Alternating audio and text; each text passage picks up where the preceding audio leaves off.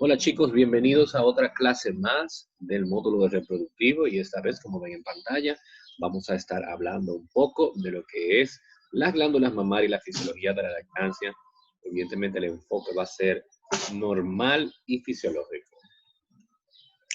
Algo que sabemos ya es que el tejido mamario, bueno, pues empieza su proceso de desarrollo embriológico durante la sexta semana postconcepción y viene como un crecimiento sólido a partir de lo que es la epidermis, es decir, de un origen ectodérmico.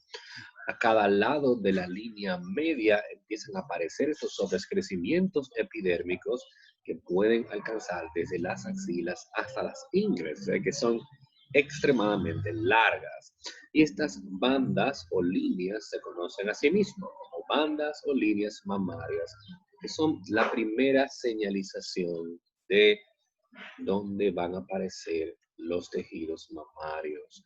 Estas líneas se empiezan a engrosar y pasan a formar las crestas mamarias, las cuales van desapareciendo y solo van a quedar en la región torácica, menos mal, porque nadie quiere tener tejidos mamarios que le lleguen hasta la región inguinal, y solamente quedan en la porción anterior del embrión. Y ya esa pequeña porción son los esbozos de las glándulas mamarias.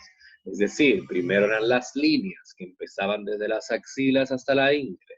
Luego se engrosaron para formar las crestas, las cuales desaparecen y solo queda en la región torácica, quedando solo los esbozos de las glándulas mamarias, como pueden ver aquí en pantalla. Esto no es un picapollo ni nada por el estilo. Este es, ¿verdad?, la ejemplificación de un embrión de 4 semanas. Y podemos ver lo que son las líneas mamarias que van desde la región axilar temprana hacia lo que es la región inguinal. Y ya solamente luego de la degeneración de las crestas mamarias, solamente van a quedar localizadas en los puntos de la región torácica. En el cuarto mes, esos esbozos ectodérmicos, que recuérdense que al inicio dijimos que derivaban de la epidermis, y la epidermis deriva del ectodermo de superficie, forman una protuberancia que penetra al tejido mesodérmico. En el quinto mes, más de 20 cordones epiteliales emigran, van a haber más de 20 cordones epiteliales y van a emigrar nuevas células que provienen de la cresta neural. La cresta neural también es de origen ectodérmico, pero no de ectodermo de superficie, sino del neuroectodermo. Y también van a ayudar estas células que migran de la cresta neural a formar los melanóforos de la piel y la formación de la areola. Si ustedes se fijan, usualmente en el tejido normal de la areola, esa parte ya central del pezón, el color, la coloración de la piel a ese nivel es diferente, y eso se debe a que hay un aumento en la pigmentación a ese nivel. También se han dado cuenta que el tejido mamario no es solamente ectodermo, sino que hay una combinación. Vamos a tener combinación con mesodermo, que empieza a ser impenetrado, como vimos en el cuarto mes, pero también va a haber migraciones de otras células que van a participar también. En el séptimo y octavo mes, los cordones, que habíamos dicho que llegaban a ser unos 20 cordones epiteliales en el quinto mes, esos cordones van a tunelizarse. Ya no simplemente van a ser unos hilos de tejido, sino que en el medio van a tener una luz. Y esa luz, esa tubería que se empieza a formar, vamos a llamarles conductos galactóferos. Esos conductos galactóferos, como ustedes ya se pueden empezar a imaginar, van a servir para el paso de la leche materna. El tejido conjuntivo alrededor de los conductos galactóferos crece hacia la superficie, formando ese pezón que nosotros conocemos, que es el que se expone hacia afuera y el que conecta con todos los conductos galactóferos. Cada cordón va a tener una conexión no solo al exterior, no solo al pezón, pero también va a tener una conexión interna a una glándula exócrina compuesta, que es donde ocurre el proceso de lactogénesis inducido por la prolactina para la síntesis de la leche. Aquí podemos ver en imagen el ectodermo invadiendo, ¿verdad?, el tejido mesodérmico que estaba en la base y la formación de los primeros cordones que lo podemos ver aquí y posteriormente, ¿verdad?, la tunelización de esos cordones que ya están profundamente incrustados, ¿verdad?, hacia el tejido mesodérmico base. Y aquí, bueno, pues ya podemos verlo de unas semanas ya mucho más avanzadas, donde el mesodermo recubre e infiltra, son amarillos, sería el mesodermo, el tejido tubular, formando el estroma, la piel y la fascia superficial. La pared torácica anterior es el lugar, como ya sabemos, de localización. Recuérdense que usualmente ocupan entre la segunda y tercera costilla hasta el pliegue inframamario, que es hasta la sexta, séptima costilla. Ustedes pudieran decirme que eso pudiera variar de una persona a otra, yo estaría totalmente de acuerdo, pero usualmente su inicio es entre la segunda y tercera costilla, y bueno, pues ya el descenso, ¿verdad? El pliegue inframamario que es aquí abajo, pues pudiera localizarse entre la sexta y séptima costilla. Evidentemente, en cuanto al esternón, ¿verdad?, van a tener relación con el esternón, que es este hueso que se encuentra acá en el medio, y bueno, pues en el lado lateral se van a conectar con lo que es la línea axilar anterior o media. Por dentro, con el esternón. Lateralmente, por fuera, con la axila.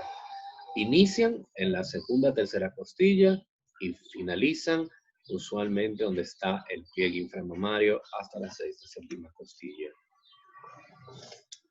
Algo interesante también es que a nivel ya más profundo, no solo superficial, recuérdense que guarda una relación con el músculo pectoral mayor, específicamente con ese tejido que cubre al músculo, no solo a este músculo, los músculos en general, que se llaman aponeurosis o fascia. Y bueno, pues va a tener una gran relación con la fascia del pectoral mayor, así también como el serrato mayor, los oblicuos abdominales y inclusive una parte superior de la vaina del músculo recto. Esto es muy interesante porque inclusive en procedimientos quirúrgicos, por ejemplo en pacientes con cáncer de mama, que se opta por una mastectomía radical, en muchos casos hay que llevarse parte del músculo recto.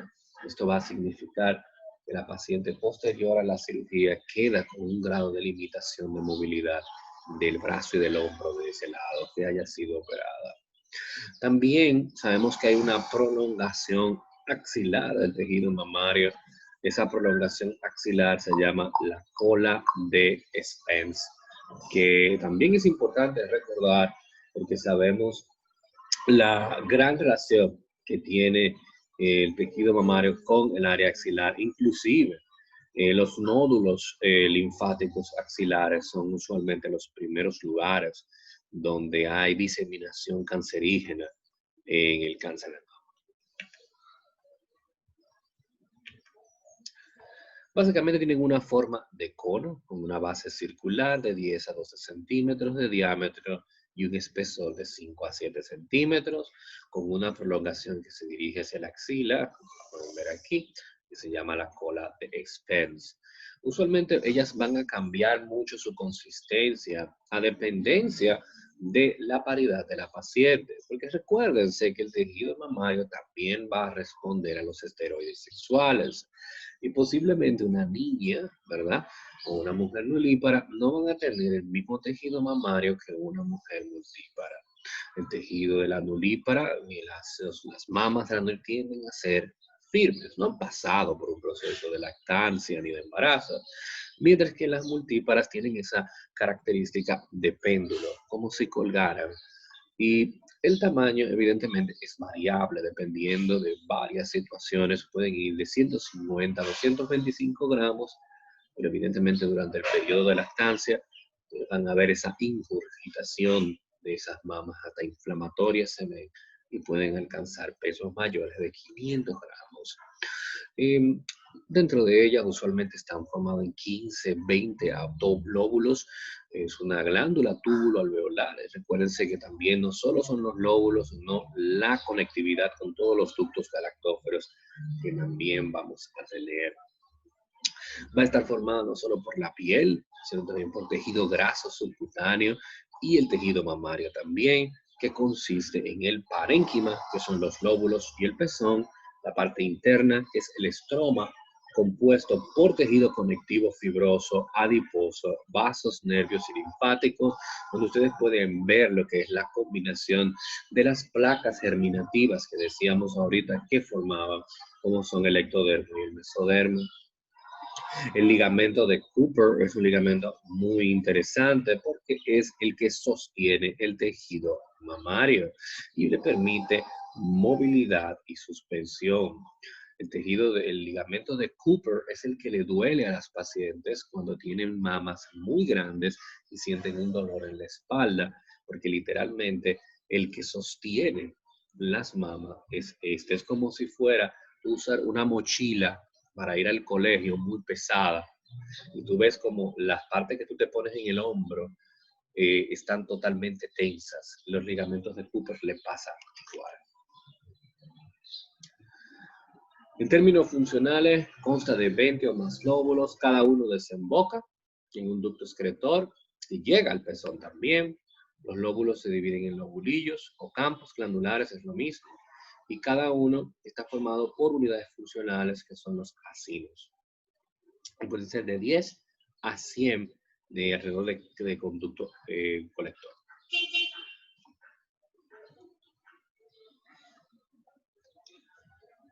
En el término de la lactancia, que sería la función principal del tejido mamario, básicamente. El tejido mamario pasa por muchos cambios, como dijimos, de tamaño, forma y función, y se asocia mucho a la función hormonal y a la etapa de la vida que tiene la mujer, la pubertad, la adolescencia, el embarazo, la lactancia. Y estos cambios usualmente se dan con la finalidad de conseguir un proceso de lactancia adecuado. La mama está compuesta de un estroma, que vimos ahorita que lo compone, consta de grasa y tejido conectivo que sirve de soporte a un parénquima túbulo-alveolar, que es la estructura base de la mama. El tejido mamario de la mujer adulta normalmente contiene 3 tipos de lóbulos. La formación de los lóbulos 1 o lob 1 inicia en la pubertad.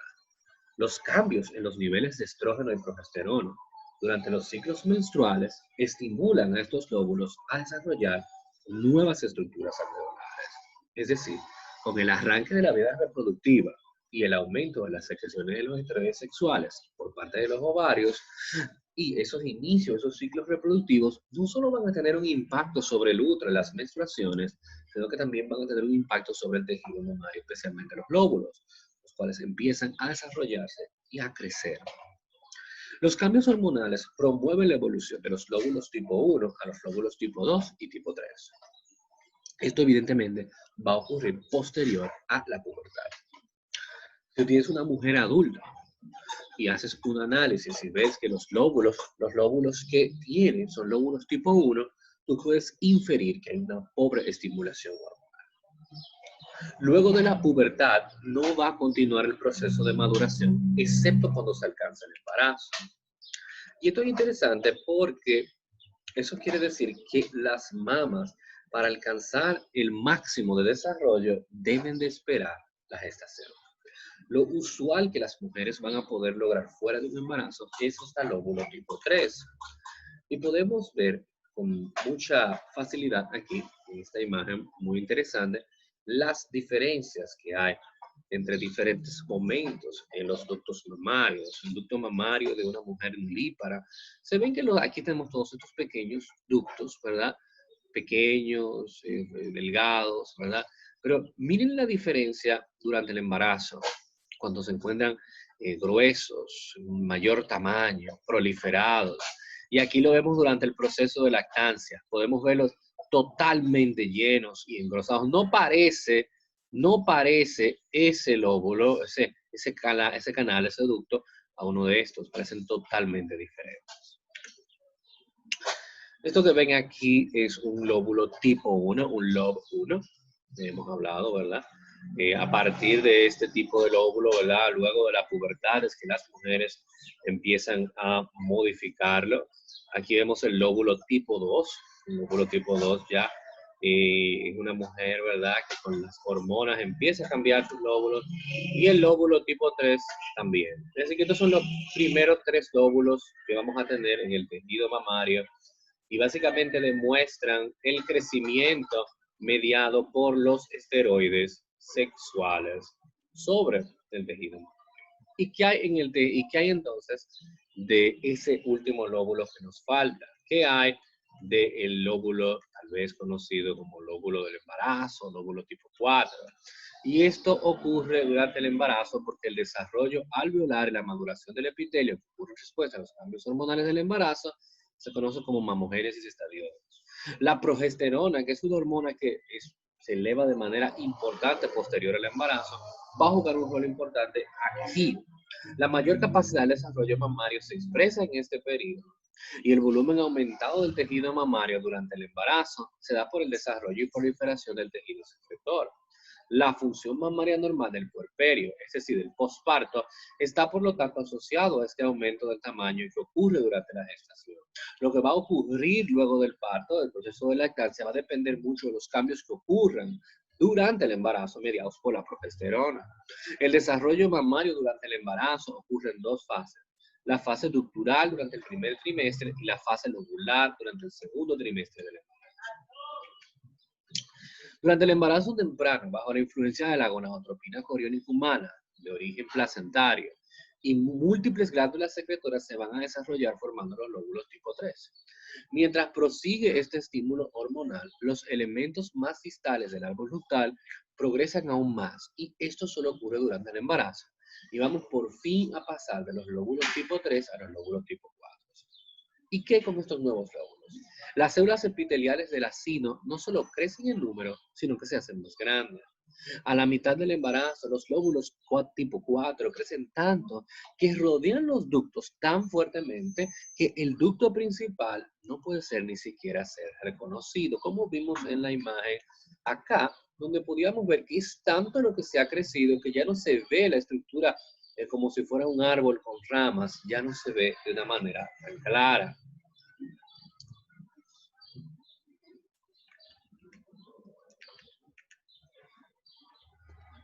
Se muestra, ¿verdad? Ya durante el embarazo temprano, que el tejido mamario está listo para tener actividad secretora, aunque generalmente no ocurre. Al final del embarazo se acentúa la actividad secretora con ramificaciones progresivas de los sistemas ductales y la proliferación de nuevos ácidos se reduce, pero el lumen de las unidades ya formadas se distiende aún más por la formación del calostro, que son los primeros productos de secreción de las glándulas mamarias. Junto antes y durante la labor de parto hay una nueva onda de actividad mitótica dentro de la glándula. Es decir, que durante la misma labor de parto vamos a tener esto. Esto te pudiera a ti decir por varias razones por qué las mujeres que están o que paren de forma vaginal y que pasan por un trabajo de parto tienen más facilidad con la lactancia. Número uno, durante la labor de parto hay una mayor exposición a la oxitocina, lo que facilita la contracción de las células mioepiteliales y el descenso de la leche a través de los ductos. Además de que también el tejido mamario durante la labor de parto también progresa más. Durante la labor y la lactancia hay un mayor crecimiento y diferenciación en el lóbulo, así también como secreción láctea. En este momento, el componente glandular de la mama se ha aumentado al punto que la misma está compuesta mayormente por elementos epiteliales con muy poco estrógeno. Aquí podemos ver en pantalla la presencia de los lóbulos tipo 4, que dijimos que solo se alcanzan durante el periodo del embarazo. La lactogénesis es el proceso o la capacidad de secretar leche y ocurre en 2 estadios, la iniciación y la activación. La iniciación, estadio 1, ocurre durante la segunda mitad del embarazo. Pequeñas cantidades de leche que contienen lactosa y caseína pueden ser secretadas luego de las 16 semanas y puede inclusive aparecer lactosa en la orina de la mujer. Al final del embarazo, algunas mujeres pueden expresar calostro. La activación secretora, o estadio 2, en el inicio de la producción de la leche ya copiosa luego del parto. Este estadio está controlado por la caída de la progesterona que sigue el periodo del posparto y requiere la presencia de niveles altos de prolactina, que es el péptido de origen hipoficiario, el cortisol y también la insulina. El estadio 2, es decir, la activación, está acompañado de inflamación de los senos. Para la mayoría, y esto es importante, ocurre luego de 2 a 3 días del posparto, pero puede ser antes o incluso hasta los 7 días luego del parto. En las mujeres primíparas, en comparación con las multíparas, el estadio 2 está un poco más retardado y el volumen de leche temprano es menor. Esto es altamente preocupante para muchos, En un estudio se demostró además que el estadio 2 era tardío en los partos cesáreos en comparación con los partos vaginales, pero no hubo alteración en volumen. Si bien es cierto que tal vez te tardes un poco más luego de una cesárea para iniciar la salida copiosa de secreción láctea, esto no significa que va a ser menos luego de que inicie el proceso de activación que en una que tuvo un parto vaginal. Solamente va a ser el inicio que se va a tardar un poco. El inicio tardío de la producción láctea se ha reportado en una retención de placenta, diabetes y partos vaginales complicados. Así también, como mujeres con retención de fragmentos placentarios pueden presentar inhibición del estadio 2 debido a la continua producción de progesterona. Recuérdense que el proceso de lactancia depende mucho de la caída de progesterona luego de la salida de la placenta. Por lo tanto, las retenciones placentarias y el mantenimiento de los niveles de progesterona en sangre se asocian a dificultad para el inicio del parto, para el inicio de la lactancia. ¿Ok? Por lo tanto, algo interesante a tener en cuenta, especialmente para las chicas recién paridas que son primíparas, que es su primer parto, y posiblemente que hayan sido por cesárea, es que al inicio solamente van a haber una salida escasa de secreciones en la forma del calostro, y para la salida copiosa de leche se puede tardar bastante tiempo. Incluso dice que puede ser 2 a 3 días luego del parto, antes de que empiece a salir la salida de manera abundante de leche. ¿De qué está compuesta? De lactosa y varios oligosacáridos, grasa de la leche, triglicéridos, colesterol, fosfolípidos, incluso hormonas esteroideas, proteínas, caseína, alfa-lactobulina, lactoferrina, incluso inmunoglobulinas, que le proveen cierto grado de defensa al bebé, y también minerales como el sodio, el potasio, el cloro, el calcio, el magnesio, ¿verdad? Que van a ser extremadamente útiles para el bebé. También hay propiedades bacteriostáticas e inmunomoduladoras que se activan antes y durante la digestión, ayudadas por el proceso de la misma leche, ¿verdad? Tiene un efecto antiinflamatorio y promueve el crecimiento de las células de las criptas en el intestino del infante y otras células del cuerpo, además de que ayuda a la digestión. Es decir, que hay múltiples beneficios de la lactancia para el bebé. Así que es extremadamente útil, así también como para la madre. Los componentes de la leche son secretados al lumen de los alvéolos mediante una combinación de 5 mecanismos. Número 1, exocitosis, el mecanismo principal que determina la consistencia acuosa de la leche. En ese proceso, las proteínas y la lactosa se sintetizan y son transportadas a vesículas que luego se unen a las membranas celulares para ser llevadas a la parte externa. Número 2, la pinocitosis invertida. La grasa se lleva a la leche por pinocitosis invertida, un proceso único en la glándula mamaria del cual ustedes nunca habían escuchado antes. El lípido se forma en el retículo endoplásmico liso, formando pequeñas gotas de grasa que son empujadas contra la membrana apical, la cual poco a poco las va envolviendo, formando un glóbulo de grasa en la célula. Es decir, que pudiéramos decir que es un proceso similar a la endocitosis, pero para productos más grandes, como lo es una gota de grasa. 3, transitosis. Vamos a tener que proteínas intactas, como las inmunoglobulinas, la albúmina e incluso hormonas, vayan a ser secretadas a la leche por un proceso de transitosis. El prototipo de este mecanismo es la inmunoglobulina secretora, que se sintetiza en las células plasmáticas, los linfocitos B activados, los espacios intersticiales de las glándulas mamarias. Número 4. Transporte apical a través de la membrana apical. No es el principal mecanismo de la secreción láctea, de hecho la exocitosis, y no ha sido ampliamente estudiado. Se limita a un número pequeño de moléculas como es el agua, el sodio, el potasio y el cloro. Y por último, el transporte paracelular, el mismo que vieron en fisiología, que es a través de las uniones herméticas o gap junctions entre las células que forman el tejido mamario. De esos 5, el principal evidentemente va a ser la exocitosis. Se regula usualmente el proceso de lactancia por un número de fuerzas físicas y bioquímicas. En la mayoría de los casos, el vaciamiento de las mamas por la succión del infante es el factor más importante. Es decir, el hecho de que el bebé se coloque sobre la mama y chupetee es suficiente estímulo para la liberación no solo de la oxitocina que provoca las contracciones de las células mioepiteliales y el descenso de la leche, sino que también una mayor producción de prolactina. Luego de la activación secretora, el mantenimiento de la producción láctea depende de la salida de leche de forma regular. Una falta de esto puede llevar a acumulación excesiva y prolongada dentro del lumen, así también como distensión y elevación de la presión intramamaria. Esto impide el paso de sangre capilar, reduciendo la cantidad de nutrientes y hormonas estimulantes, y también puede llevar a procesos de mastitis e infección. La prolactina induce el proceso de lactogénesis y bloquea las gonadotropinas, por lo tanto, usualmente donde el proceso de lactancia las mujeres no van a ovular. Chicos, eso es todo lo que les quería decir sobre el proceso de la lactancia y nos vamos a seguir viendo en otro video más del módulo de reproductivo. Bye bye.